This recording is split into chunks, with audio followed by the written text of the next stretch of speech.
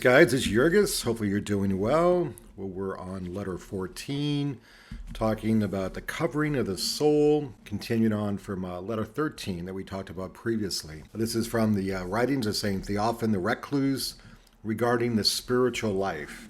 I would like to add some additional comments to the preceding discussion and speak further on the same subject. I will relate to you several experiences showing that the soul in its covering adopts precisely the appearance which corresponds to its inner attitude. During the life of St. Andrew the Fool for Christ, there was a hieromonk who was a faster, a solitary, and a man of prayer.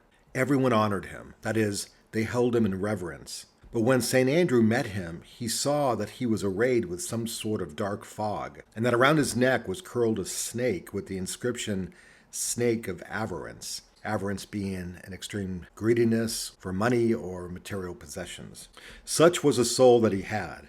However, no one could see it. The enlightened spiritual eyes of St. Andrew saw, but the eyes of the heavenly inhabitants are even more enlightened. Thus, while we think that no one sees what we are seen by a countless number of eyes. See how many stars there are in the sky? The number of eyes which look upon us is still greater. Indeed, we ourselves are able, if not to see, then to determine what we are. Our conscience, the incorruptible judge, tells us it may become suppressed with time, but it always manages to free itself from this yoke and raises its voice even in those who are shameless. In those who are innocent, its voice is always pure and like a bell. The conscience is also known as the divine voice of the human spirit. In it is also reflected whatever opinion or view the inhabitants of heaven have of us.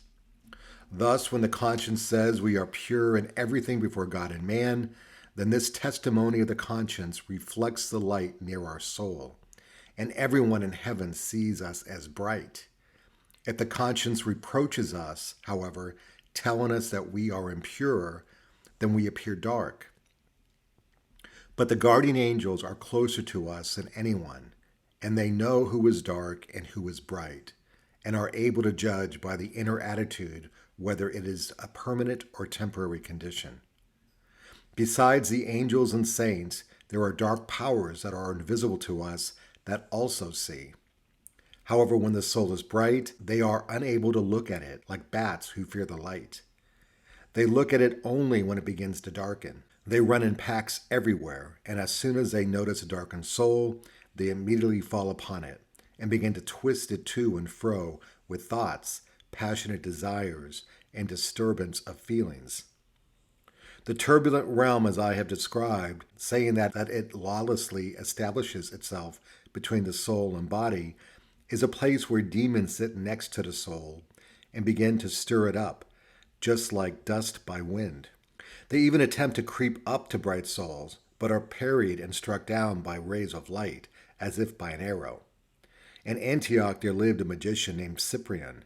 A youth asked him to use his magic to win for him the favor of Justina, an exemplary Christian, whom he wanted to make his wife, but she would not even look at him. Cyprian sent demons who were in the service to her several times. These demons were supposed to use their particular means to kindle within her a love for the youth, but whenever they approached her residence, they were repulsed and scorched by the light from within. For this Justina was arrayed with light, as if enveloped by some sort of cloud, and they were unable to see her. What better example is there of a soul so bright than when it is Christian, pure in conscience, and devoted to the Lord? When the conscience is pure, the fear of God fills the soul and keeps it inviolable. Then the Lord himself, who is everywhere and fills all things, visits that soul, and it becomes a light and shines like a small star. If it has maintained such purity and brightness, then the soul, upon its departure from the body, crosses over to that light by means of that very same brightness. Once St. Anthony was conversing with his disciples and spied a band of light that rose up to the heavens. After looking into it and discerning what it was, he said, "It is St. Ammon ascending into heaven with the angels escorting him." So be zealous about this. Do not go by your outer appearance, for it is possible that there is something else visible in us, and that is what we are in reality. Of course, it could be better than what we appear to be. I recall the words of Basil the Great, who says, "The body is ours. Besides this body, what we have, beginning with our clothing, is that which surrounds us. But what are we? We are a soul with a spirit. So after disengaging oneself from all that is outside of oneself and from the body itself, one must gather oneself and enter within, and examine everything briefly and decide, just what are you, Matushka, my dearest? This brings us back to the point from which we deviated just a little. That is, to the decision, just how is one to be in order to live in the spirit, and in spirit the soul and body, and all that is exterior to one. We will talk about this another time.